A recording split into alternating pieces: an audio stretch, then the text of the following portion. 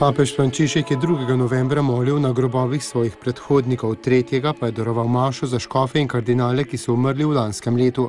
S hvaležnostjo se je spomnil poslanstva teh cerkvenih voditeljev, hkrati pa dodal, da je glavna naloga vseh posvečenih služenje drugemu. Od 26. oktobra lani do 26. oktobra letos je umrlo 12 kardinalov ter 99 nadškofov in škofov.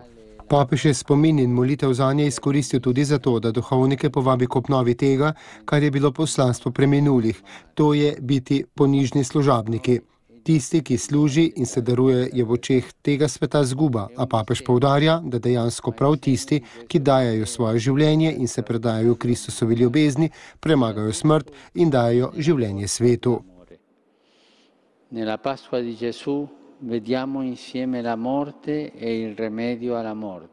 V Jezusovi veliki noči vidimo skupaj smrt in zdravilo za smrt in to je mogoče zaradi velike ljubezni, s katero nas je Bog vzljubil, zaradi ponižne ljubezni, ki se skloni zaradi služenja, ki zna vzeti nase stanje služabnika.